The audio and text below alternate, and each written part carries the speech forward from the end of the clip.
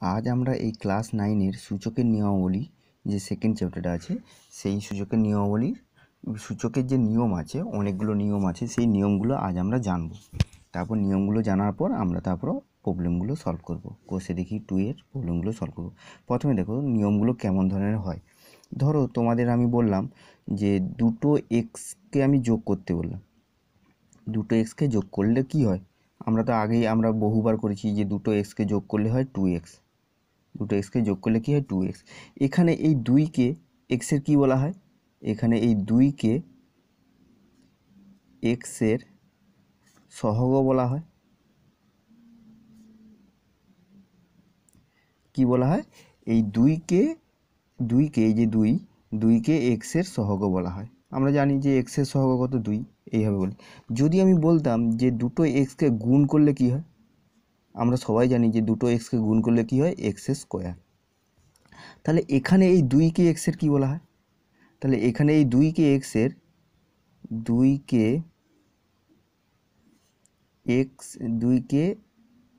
এক্সের সূচক বলা হয়, সূচক বলা হয়। তাহলে বুঝতে পারলে যে আমাদের দুটো এক্সকে যখন গুণ করছি তখন এক্সের স্কোয়ার হচ্ছে, তাহলে 2কে এক্সের কী বলা হয়, এই 2টা যখন পাওয়ারে বা সূচকে উপরে আছে তখন 2কে এক্সের কী বলা হচ্ছে, সূচক বলা হচ্ছে। এইটা আমাদের আলোচনার বিষয় নয়, আমাদের এইটা আলোচনার বিষয়। এবার এইটা তো তোমরা যেহেতু জানো তাই আমরা বললাম। এবার এইটা দেখো, এখানে কি হলো, 2কে এক্সের সূচক বলা হয়। একই রকম যদি আমরা করতাম এক্স গুণিতক এক্স, 3টা এক্সকে গুণ করতাম, তাহলে কত হতো, এখানে এক্সের কিউব। তখন এই 3কে কী বলা হতো, 3কে এক্সের সূচক বলা হতো। তার মানে কি, যে চলরাশিটা হচ্ছে এক্স, তার পাওয়ার বা মাথায় যে সংখ্যাটা থাকছে তাকে সূচক বলা হচ্ছে, তাকে কি বলা হচ্ছে, সূচক বলা হচ্ছে। এবার দেখো তাহলে আমরা কি বলবো, এই যে এক্স স্কোয়ারকে কী বলা হয়, টোটাল এক্স স্কোয়ারটাকে, তাহলে এই যে এক্স স্কোয়ারকে কী বলা হবে না, এক্সের দ্বিঘাত বলা হয়। কেন এক্স স্কোয়ারকে এক্সের দ্বিঘাত, কারণ এক্সের মাথায় কত হচ্ছে বা সূচকে কত হচ্ছে, 2 থাকছে, 2 থাকলে দ্বি বলা হয়, 3 থাকলে ত্রি বলা হয়। সেইভাবে তাহলে এক্স স্কোয়ার, এই যে এক্স স্কোয়ার টোটালটাকে কার না, এক্সের দ্বিঘাত, এক্সের ঘাত কত, এইটাকে ঘাত বা সূচকও বলা হয়, বা এর একটা নাম হচ্ছে ঘাতও বলা হয়, ঘয়াকার ত। বোঝা গেল। তাহলে এই এক্সের ঘাত কত, 2, ওর জন্য এক্সের দ্বিঘাত বলা হচ্ছে। যদি এক্সের কিউব থাকতো তাহলে এক্সের কিউবকে কী বলা হতো না, এক্সের ঘাত কত, এটা তো ঘাত বা সূচক বলা হচ্ছে, ঘাতও বলা হয়। তাহলে ঘাত কত, 3, তাহলে এক্সের ত্রিঘাত বলা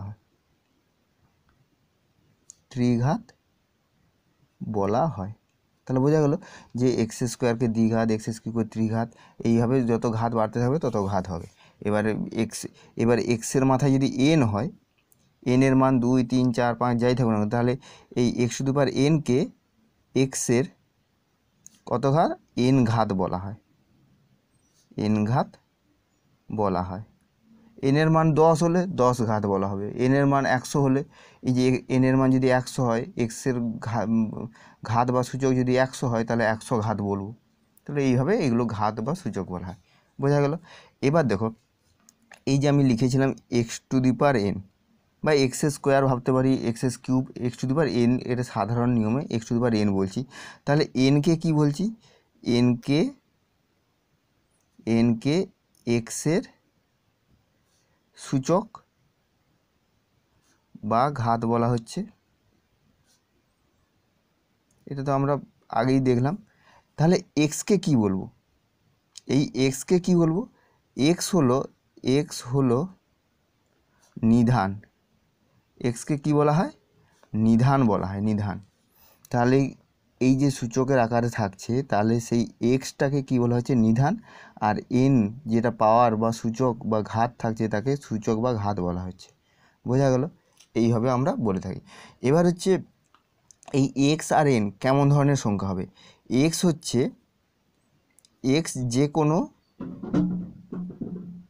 বাস্তব সংখ্যা হবে। কি সংখ্যা, বাস্তব সংখ্যা, আমরা আগের চ্যাপ্টারে বাস্তব সংখ্যাগুলো পড়লাম, যতগুলো বাস্তব সংখ্যা, এক্সটা হবে সমস্ত বাস্তব সংখ্যা। আর এন কি হবে? এন সমস্ত বাস্তব সংখ্যা নয়, এন যে কোনো ধনাত্মক পূর্ণ সংখ্যা, এন যে কোনো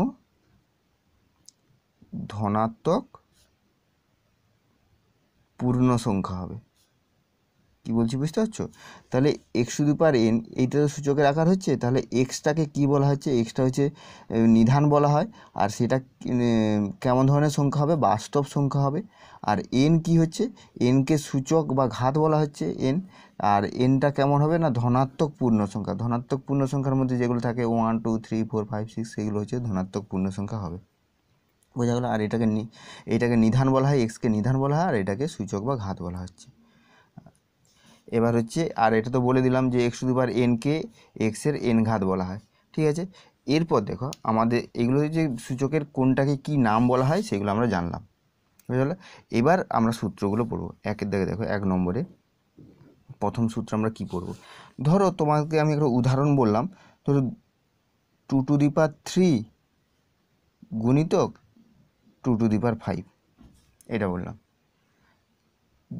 2 টু দি পাওয়ার 3 মানে 2 এর ঘাত কত আছে? 3 গুণিতক 2 এর ঘাত 5 আছে। তাহলে এইটা করলে কত হয়? ধরো 2 টু দি পাওয়ার 3 মানে 3টে 2 গুণ, 2 দিয়ে 4, 4 দিয়ে কত? 8। আর 2 টু দি পাওয়ার 5 মানে 5টা 2 গুণ, তাহলে 2 2 4, 4 2 8, 8 2 10, 8 2 16, 16 2 32, তাহলে কত হলো? 32। এইটা গুণ করলে 8 2 16, 16 6 হাতে 1, 8 3 24 থেকে 25, 256। এইটা গুণ করতে 256 হলো। এবার এই 256কে আমরা 2 দিয়ে ভাগ করি, 2 1 2, 2 দিয়ে 4, 2 8 16, 2 64, 2 32, 2 16, 2 8, 2 4, 2 2। তাহলে কটা 2 হচ্ছে? 1 2 3 4 5 6 7 8টা 2। তাহলে এই 2 to the power 56কে 2 to the পাওয়ার 8 লিখতে পারি, কারণ 2 টু দি পাওয়ার 56 তো 8টা 2 এর গুণফল। তাহলে 8টা 2 এর গুণফল হলে 2 টু দি পাওয়ার 8 হবে। তাহলে দেখো এইখান থেকে কি পেলাম? 2 টু দি পাওয়ার 3 গুণিতক 2 টু দি পাওয়ার 5 সমান 2 টু দি পাওয়ার 8 পেলাম। এইটাকে আমরা কি লিখতে পারি? 2 টু দি পাওয়ার 3 প্লাস 5। 8 মানেই কত? 2 টু দি পাওয়ার 3 প্লাস 5। তাহলে এখান থেকে কি পেলাম? এখান থেকে পেলাম যে অতএব 2 টু দি পাওয়ার 3 গুণিতক 2 টু দি পাওয়ার 5 সমান 2 টু দি পাওয়ার 3 প্লাস 5। এটা পেলাম না? এটা থেকেই তো পেলাম। তার মানে আমরা কি দেখতে পাচ্ছি? যখন দুটো একই সংখ্যা, এখানেও 2 আছে এখানেও 2 আছে, একই নিধান, এগুলো নিধান বলা হয়, একই নিধান, কিন্তু সূচক বা ঘাত দুটো যখন আলাদা হয় এবং তাদের মধ্যে গুণ চিহ্ন থাকে, তখন সেক্ষেত্রে কী হয়? নিধানটা সেম থাকে আর ঘাত বা সূচকগুলো যোগ হয়ে যাচ্ছে। তাহলে এক্ষেত্রে সূত্রটা কী হবে? সূত্রটা লিখছি। ধরো x to the power m গুণিতক x to the power n, দেখো নিধান দুটো সেম, সূচক দুটো আলাদা, তাদের মধ্যে গুণ হচ্ছে, তখন কি হচ্ছে? এই নিধানটা থাকলো, এক্সটা নিধান এক্স থাকলো, আর সূচকগুলো গুণ হলে সূচকগুলো কি হয়ে যাচ্ছে? যোগ হয়ে যাচ্ছে। মানে এইটা থেকে আমরা লিখতে পারলাম। তাহলে এইটা হচ্ছে 1 নম্বর সূত্র। এটা হচ্ছে 1 নম্বর সূত্র। কি পেলাম? X to the power m গুণিতক x to the power n সমান x to the power m plus n. বুঝতে পারলে? এবার 2 নম্বর সূত্র দেখো।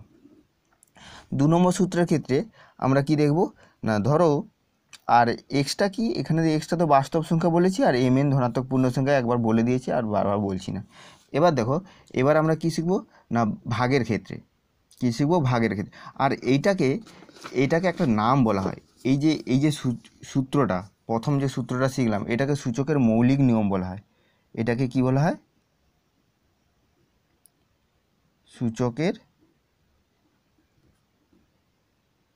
মৌলিক নিয়ম। এটা পরীক্ষায় পড়ে যে সূচকের মৌলিক নিয়ম কোনটি, মৌলিক নিয়মটি লেখো।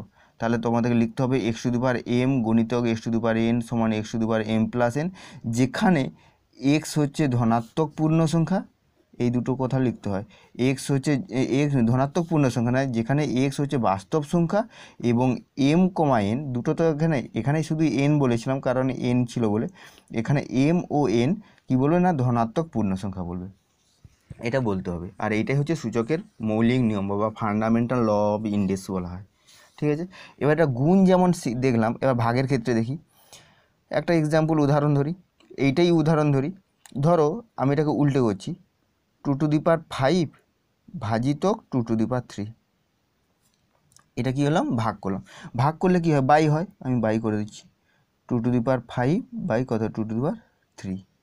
এবার এইটাকে আমরা কি করি, 2^5 মানে কটা দুইয়ের গুণফল, 1, 5টা 2, 2, 3, 4, 5। আর 2^3 মানে কটা 2, 3টে, 1, 2, 3। এবার এবার উপর নিচে একটা 2 কাটবে, একটা 2 কাটলো, একটা 2 কাটলো, তাহলে দুটো 2-এর গুণফল। দুটো 2-এর গুণফল মানে কত, 2^2 লিখতে পারি। দুটো 2কেই কত, 2^2। আর 2^2 মানে কত, 2, এখানে 5 ছিল, এখানে 3 ছিল, 2^5 - 3 লিখতে পারি তো। 2^2 মানে 5 - 3, 5 থেকে 3 বিয়োগ করলে 2, সেই 2টাকে 5 - 3 লিখলাম। তাহলে এখান থেকে আমরা কি পেলাম, যে 2^5 ভাজিতক 2^3 এইটা সমান 2^5 - 3। কী পেলাম, 2^5 - 3। এইখান থেকে আমরা দেখে দেখে আমরা সূত্র একটা লিখতে পারি। কিন্তু যদি আমি প্রথমটা বড় লিখেছি, তারপরটা ছোট লিখেছি, যদি আগে ছোট থাকতো পরে বড় হতো, তাহলে কি সমস্যা হতো দেখা যাক আরেকবার। তাহলে 2^3 ভাজিতক 2^5, এক্ষেত্রে দেখি একই রকম বাই দিয়ে 2^3 বাই কত, 2^5। 2^3 মানে কত, 2 গুণিতক 2 গুণিতক 2, আর এখানে হচ্ছে 2 গুণিতক 2 গুণিতক 2 গুণিতক 2 গুণিতক 2। এবার কাটলে 2 2 কাটছে, 2 2 কাটছে, 2 2 কাটছে, নিচে থাকছে, তাহলে 1/2²। 1/2²কে কত লিখতে পারবি, 1/2^5 - 3। কারণ এখানে 5 আর 3 সংখ্যাটা ছিল বলে আমরা 5 আর 3 বিয়োগ করছি। কখনো তুমি আবার নিজে থেকে 7 - 5 করে দিলে সেখানেও 2 হবে, কিন্তু সেটা করা যাবে না। আমাকে এখানে যেই সংখ্যাটা আছে সেই সংখ্যা দুটো দিয়ে করতে হবে। তাহলে এখানে 2^5 - 3 হয়েছে। তাহলে এখান থেকে আমরা কি পেলাম, যে 2^3 ভাজিতক 2^5 সমান 1/2^5 - 3। তার মানে দেখো, যখন প্রথমে ছোট সংখ্যা থাকছে, পরে বড় সংখ্যা মানে সূচকটা, তখন বাই হয়ে যাচ্ছে নিচে। আর যখন প্রথমে বড় পরে ছোট হয়েছে, তখন উপরে থেকে যাচ্ছে। বুঝতে পারলে? তাহলে এক্ষেত্রে আমরা সূত্রটা কি লিখব, তাহলে দেখো যেহেতু ভাগ বলেছে, তাহলে আমরা x⁴m ভাজিত কত, x⁴n, এটা লিখলাম। এইটা সমান কি হয়, এটা লিখতে পারি x⁴m/x⁴n। তোমরা এটাও মনে রাখতে পারো, এটাও মনে রাখতে পারো, যেটা খুশি মনে রাখতে পারো। এইটা থেকে দুটো পার্ট হচ্ছে, একটা এইটা পার্ট আর একটা এইটা পার্ট হচ্ছে। এই দুটো পার্টকে আমরা দুভাবে লিখব। তাহলে প্রথম পার্টটার জন্য কি হবে, তাহলে এক্স এক্স আছে, এখানে কত বাই হয়নি, উপরে আছে 2^5 - 3। তাহলে এখানে কত হবে, x⁴m - n, mn আছে তো, তাহলে এমটা তো বড়। যদি এমটা বড় হয়, যদি কি বড় হয়, এম মানে প্রথমটা যদি বড় হয়, তাহলে কত হবে, m - n। তাহলে এখানে আমাকে লিখতে হবে, যখন m > n, এমটা যদি বড় হয়, আর যদি এমটা ছোট হয়ে যায়, তখন 1/, হবে। তারপর 1/x⁴ কি হবে, n - m। 1/x⁴ কত, n - m, যখন n > m। যদি nটা বড় হয়ে যায়, তখন কি হবে, 1/x⁴n - m, তখন হচ্ছে n > m, যদি nটা যদি বড় হয়ে যায়। তাহলে বুঝতে পারলে কি হচ্ছে, এইভাবে করা হচ্ছে। কারণ এই ক্ষেত্রে দেখো, এই ক্ষেত্রে এইটা কি, এটাকে আমরা m ধরি, আর এটা কি n। যখন আমি নিচে করছি, তখন 2^5 - 3, 5টা তখন কি হচ্ছে, n, তো তখন n - 3 কত, m। তাহলে n - m হচ্ছে না, ওই জন্য n - m হচ্ছে, মানে উল্টে হচ্ছে জাস্ট। এটা হচ্ছে কি 2 নম্বর সূত্র। বোঝা গেল, উদাহরণ দিয়ে বুঝিয়ে দিচ্ছি। এবার 3 নম্বর সূত্র কেমন, ধরো আমি বললাম 2^3 তার ⁴ আছে, 2^3 তার ⁴ এই 2^3 ⁴ এইটার মানে কি, যে 2^3টা কবার আছে, 4 বার আছে। তাহলে 2^3 গুণিতক 2^3 গুণিতক 2^3 গুণিতক 2^3, এটা 4 বার হচ্ছে। এবার আমার সূচকের নিয়ম কি, যখন এই নিধানগুলো সেম আর মাঝে গুণ চিহ্ন থাকছে তখন এই পাওয়ার বা সূচকগুলো কি হয়, যোগ হয়ে যায়। তাহলে 2 হলো, এবার সূচকগুলো যোগ হয়ে যাচ্ছে, 3 + 3 + 3 + 3 যোগ হলে 2 কত হচ্ছে, কটা 3 যোগ হচ্ছে, 1 2 3 4, 4টা 3 মানে 3 3 6 7 8 9 10 11 12, 2 12। তাহলে এখান থেকে আমরা কি পেলাম, 2 12। তাহলে দেখো এই যে 2 12 এটাকে আমরা কি ছিল, 2 12কে আমরা কি লিখতে পারি, যে 2 3 × 4, 3 4 12 তো এখানে এটা দেওয়া ছিল, তাহলে আমরা কি লিখলাম, 2 3 4 ছিল, সেখান থেকে 2 3 × 4। তার মানে এইখানে যে ব্র্যাকেট হচ্ছে, এই ব্র্যাকেটটা যখন উঠে যাচ্ছে তখন এই সূচক দুটো বা ঘাত দুটো কি হচ্ছে, গুণ হয়ে যাচ্ছে। এখান থেকে তো তাই দেখতে পেলাম যে ঘাত দুটো গুণ হয়ে যাচ্ছে। তাহলে এখান থেকে আমরা কি সূত্র একটা বলতে পারি, এখান থেকে বলতে পারি ধরো x⁴m তার n, তাহলে এখান থেকে কী হবে, x⁴mn, মানে mn মানে কি, m গুণিতক n। এই দুটো যখন এই ব্র্যাকেটটা উঠে যাচ্ছে তখন এই ঘাতগুলো কি হয়, গুণ হয়ে যায়। এইটাও অঙ্ক করার ক্ষেত্রে এই ধরনের নিয়মগুলো কাজে লাগবে, এগুলো মনে রাখতে হবে। আর তো জানো যে এক্স হচ্ছে যে কোনো বাস্তব সংখ্যা আর mn হচ্ছে ধনাত্মক পূর্ণ সংখ্যা, এগুলো বারবার বলছি না, হলো। এরপর দেখো 4 ধরো আমি তোমাদের বললাম, ধরো কোনো একটা 3 × 2, 3 × 2 তার হোল টু দি পাওয়ার 2 আছে, হোল টু দি পাওয়ার 4 ধরি, অন্য একটা সংখ্যা, 2 3 ধরেছি, এখানে 4, তাহলে 3 × 2 হোল টু দি পাওয়ার 4। এটা থাকলে আমরা কত, এই 3 × 2 কবার হয়, গুণ হয়, যেহেতু তার পাওয়ার 4 আছে, ঘাত 4 আছে, তাহলে 4 বার গুণ হয়। তার মানে 3 × 2 এটা একবার হলো, আবার কত, 3 × 2 দুবার, আবার 3 × 2 তিনবার, আবার হচ্ছে 3 × 2 4বার গুণ হলো। এবার এটাকে আমরা কাছাকাছি লিখে, যেহেতু গুণ আছে সবগুলোই গুণ, ব্র্যাকেট উঠলেও সবই গুণ, তো তাহলে এই 3গুলোকে কাছাকাছি লিখব। তাহলে 3 × 3 × 3 × 3, কটা 3, 1 2 3 4টা 3, আবার কটা 2, 4টা 2, তাহলে 2 × 2 × 2 × 2।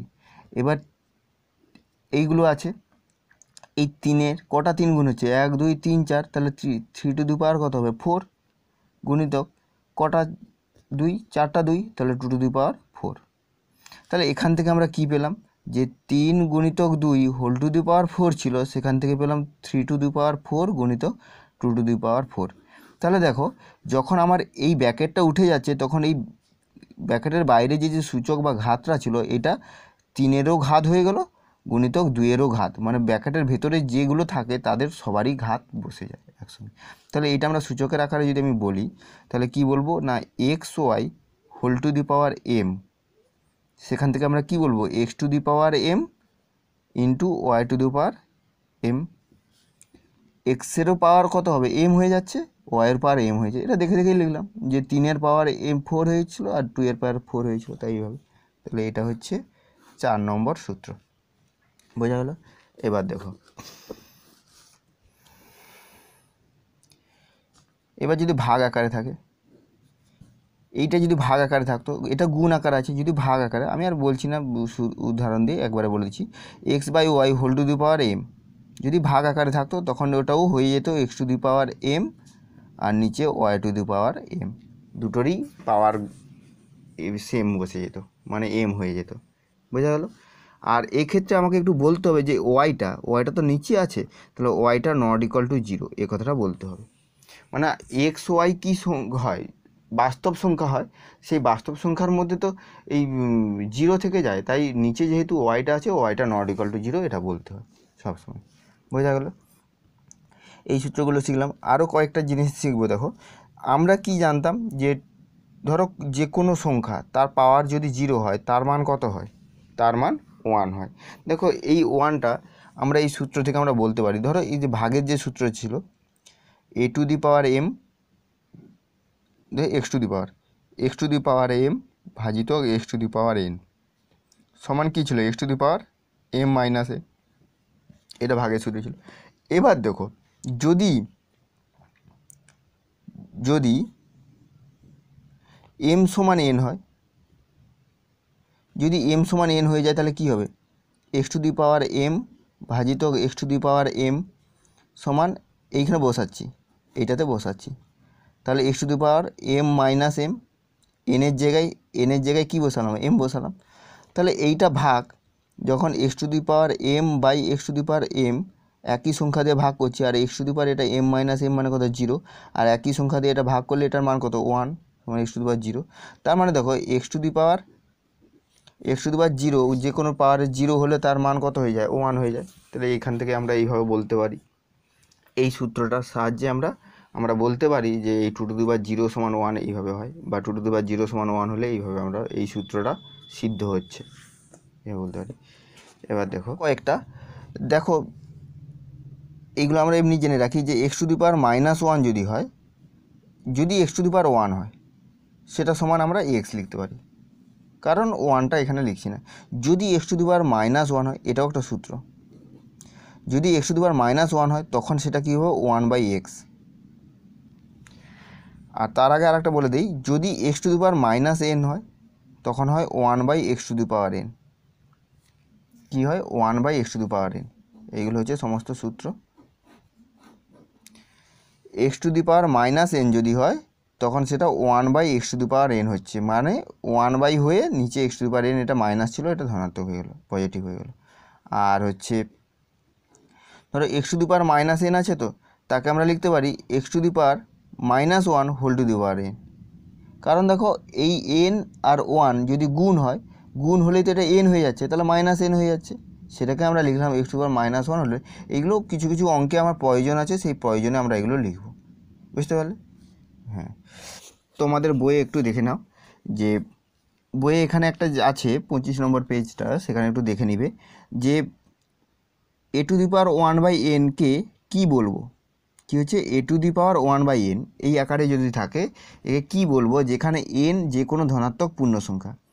এক্ষেত্রে দেখো কি বলেছে, a two the power 1/n K a এর n-তম মূল বলা হয়। a two the power 1/n যদি পাওয়ারে 1/n এই আকারে থাকে তখন a এর এই n-কে কী বলবো না, এর n-তম মূল বলা হয়।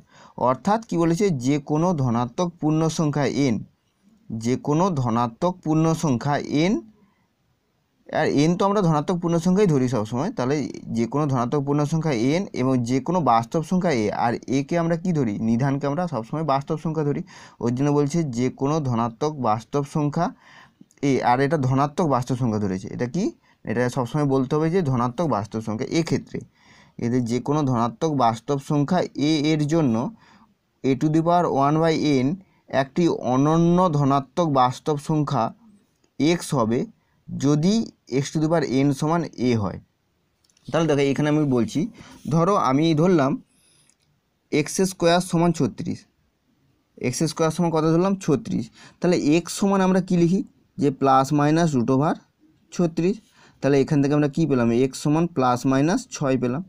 আবার একটা বললাম, ধরো এক্সের y, x ধরতে পারি বা y, ধরো x ধরলাম, এক্সের কিউব সমান 27, এক্সের কিউব সমান কত 27, তাহলে এখান থেকে আমরা কি বলতে পারি যে x সমান 27 two the power 1/3, 27 two the পাওয়ার কত 1/3, তাহলে এখান থেকে আমরা কি পেলাম, এটা 3 পেলাম, এর মান কত হবে 3 হবে, কারণ এটা 27-এর কিউব, 27 মানে কত 3-এর কিউব, তার হোল টু দি পাওয়ার 1/3, এটা 3 কেটে যাবে মানে 3 থাকবে।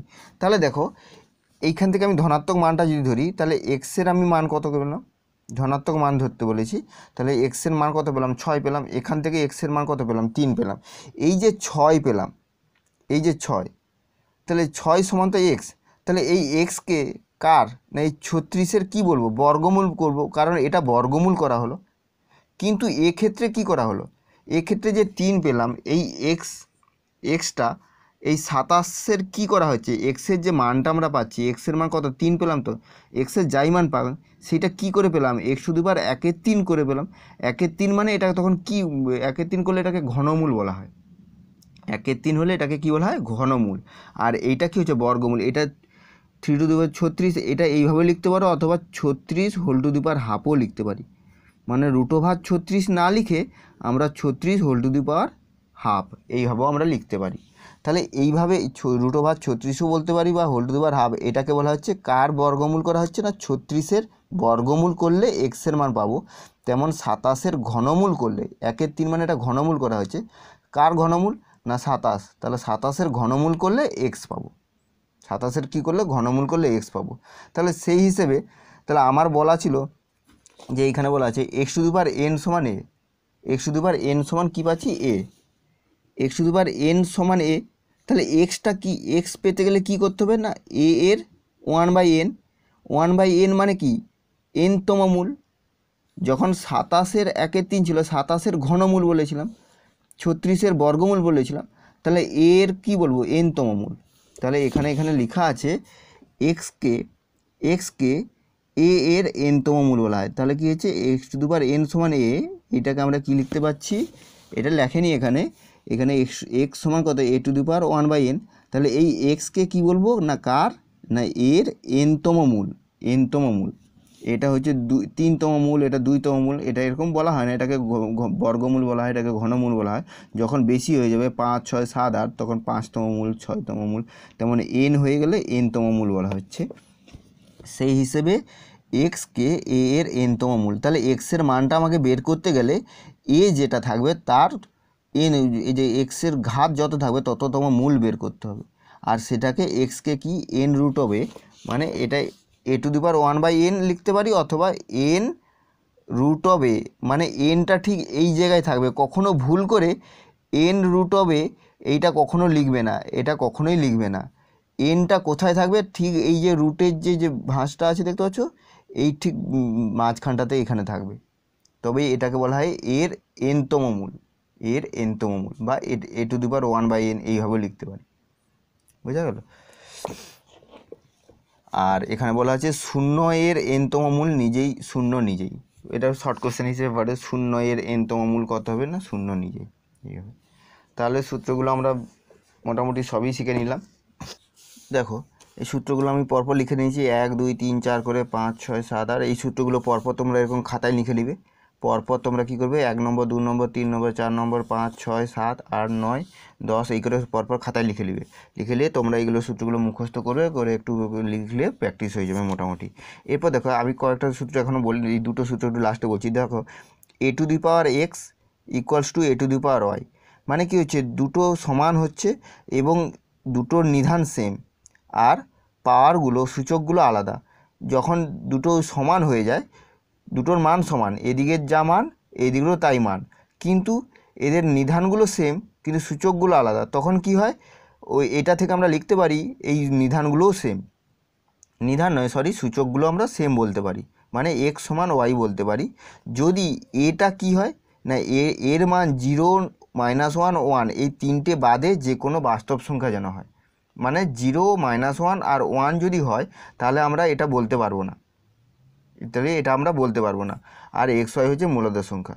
ধরো আমি একটা উদাহরণ দিচ্ছি, ধরো 2⁵ আছে সমান 2⁵5 আছে। তাহলে এক্ষেত্রে কি দুটো সমান হচ্ছে? 2⁵ মানে কত 8, আর 2⁵5 মানে কত 32। তাহলে দুটোর মান তো সমান হচ্ছে না, কিন্তু আমাকে বলতে হবে যে দুটোর মান যেন সমান হয়, দুটোর মান যেন সমান হয়। সমান হলে তখনই আমি বলতে পারবো যে এই দুটো মান সমান হচ্ছে, এই দুটো কী হচ্ছে সমান হচ্ছে। বোঝা গেল তো? তাহলে যেন সমান হয়। আর হচ্ছে কি আর একটা হচ্ছে a⁴x সমান b⁴x, মানে এক্ষেত্রে দেখো এক্ষেত্রে নিধানগুলো সেম ছিল, সূচকগুলো আলাদা, এক্ষেত্রে সূচকগুলো সেম, নিধানগুলো আলাদা, তখনও আমরা বলতে পারবো যে এই নিধানগুলো সেম হয়ে যায়। কী হচ্ছে নিধানগুলো সেম হয়ে যায়, আর a b তো বাস্তব সংখ্যা আর x হচ্ছে মূলদের সংখ্যা। আবার এই দুটো থেকেও আমার এটাও বলা যায় কি x সমান 0। এটা কি করে বলা যাচ্ছে? ধরো আমি এটাকে a⁴x সমান কত b⁴x আছে, এটাকে আমরা ভাগ করে দিতে পারি a⁴x বাই কত b⁴x সমান, এদিকটা কিছু নেই, ভাগ মানে কত 1। এবার এইটাকে আমরা যেহেতু দুটোর নিধান সেম, তাহলে এটাকে লিখতে পারি a/b whole to the power x, দুটোর নিধান সেম, এটা সূচকের নিয়ম, এই যে x by y whole to the power m সমান x to the power m y to the power m, মানে এটা থাকলে এটা লিখতে পারি, এটা থাকলে এটা লিখতে পারি। তাহলে সেই হিসেবে আমরা a to the power x by b to the power x সমান a by b whole to the power x লিখলাম। সমান 1 ছিল, 1কে আমরা কী লিখতে পারি, যে কোনো পাওয়ারে যদি শূন্য হয়ে যায় তার মান 1 হয়ে যায়, তাহলে এইটাকে আমরা এখানে নিধানটা কী আছে, এ বাই বি আছে, তাহলে a by b whole to the power 0 লিখে দিই। 1-এর জায়গাটা লিখতে পারি তো, কারণ এইটার পাওয়ার 0 হয়ে যাচ্ছে মানে এই টোটালটার মান কত, 1। আমরা জানি কারো পাওয়ার যদি বা সূচক যদি 0 হয়ে যায় তার মান 1। তাহলে এই দুটো থেকে আমরা কি বলতে পারি, এইখানে দেখো এ টু দি পাওয়ার এক্স সমান এ টু দি পাওয়ার আর, মানে নিধানগুলো সেম সূচকগুলো আলাদা। এখানে দেখো নিধান, এইটা নিধান, এটাও নিধান, নিধানগুলো সেম সূচকগুলো আলাদা। এখান থেকে আমরা কি বলতে, এই সূত্রে কি ছিল যে সূচকগুলোও সমান হয়ে যায়, তাহলে অতএব আমরা কি বলতে পারি এক্স সমান 0, মানে সূচকগুলো সমান হলে এক্স সমান কী হলো 0 হলো। তাহলে এ টু দি পাওয়ার এক্স সমান a to the power b to the power x যদি হয়, তাহলে এখান থেকে এক্স সমান 0ও বলা যায়। তাহলে এই যে সূত্রগুলো, এই সূত্রগুলো তোমরা একবার 1-2বার মুখস্থ করে বাড়িতে খাতায় লিখবে, লিখলে অটোমেটিক বেড়ে যাবে। আর অঙ্ক করার সময় এই সূত্রগুলো সাইডে তোমরা মুখস্থ থাকলে ভালো, নাহলে দেখে দেখে তোমাদেরকে করতে হবে। এবার দেখো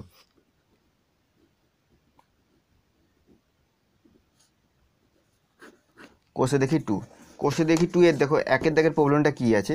1-এর দাগে বলছে মান নির্ণয় করো, বলছে 5√8 হোল টু দি পাওয়ার 5/2 গুণিতক 16 হোল টু দি পাওয়ার -3/2, এইটা আছে। দেখা যাক, এইখানে একটু ভালো জিনিস দেখো, এই যে 5টা আছে দেখো রুটের ঠিক ভাঁজটাতে আছে, সামনে নেই।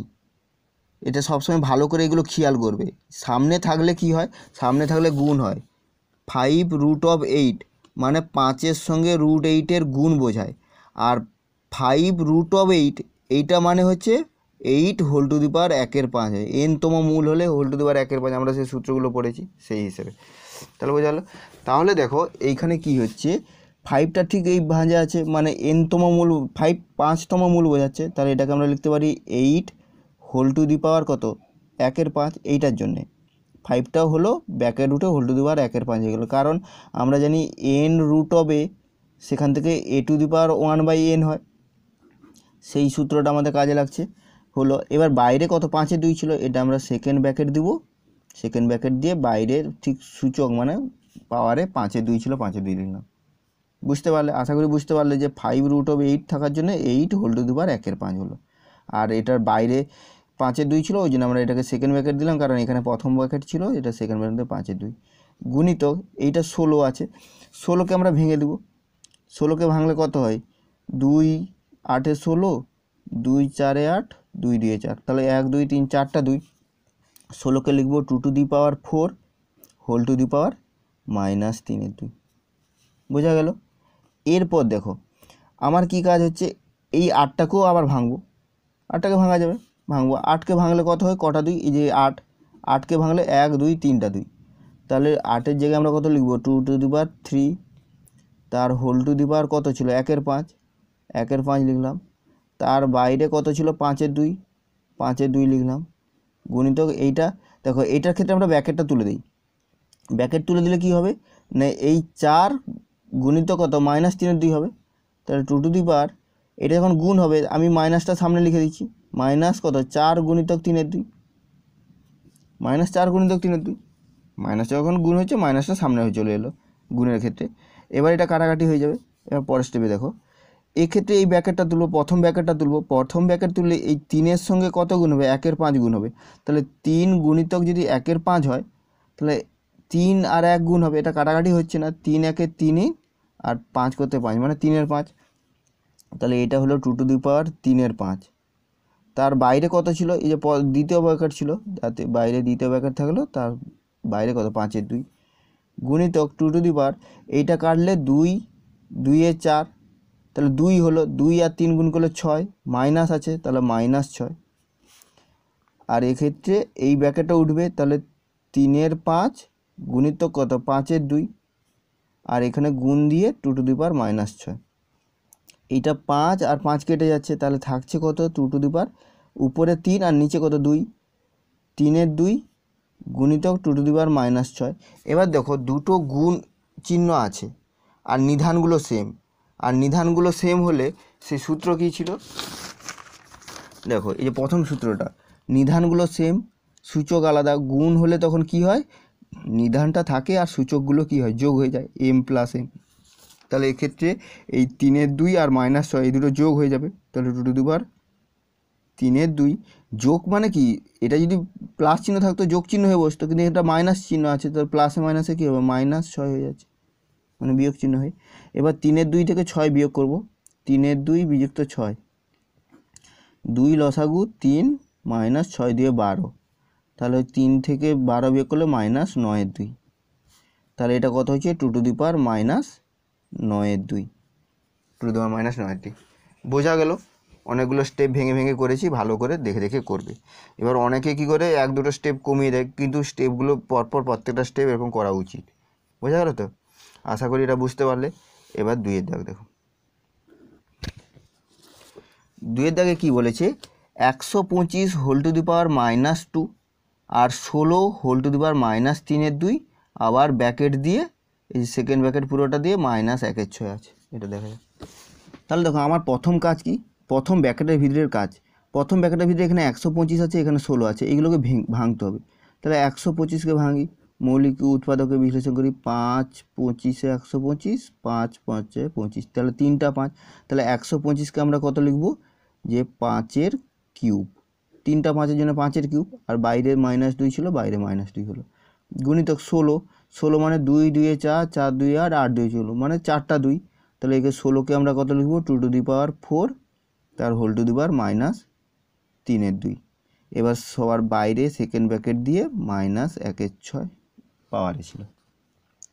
তাহলে দেখো এই সেকেন্ড ব্র্যাকেট থাকলো, এইটা কী হবে, ব্র্যাকেট উঠলে এই 3 আর -2 গুণ হবে, তাহলে 3 2 কত 6, আর মাইনাস থাকার জন্য -6, তাহলে 5 টু দি পাওয়ার -6 গুণিতক, এখানেও একই রকম ব্র্যাকেট উঠলে কত, এই 4-এর সঙ্গে -3/2 গুণ হবে, কারণ আমাদের যে সূত্র, এই সূত্রটা কাজে লাগছে, x to the power m whole to the power n সমান x to the power mm, bracket উঠলে m আর n গুণ হয়ে যাচ্ছে, এই সূত্রটা কাজে লাগছে।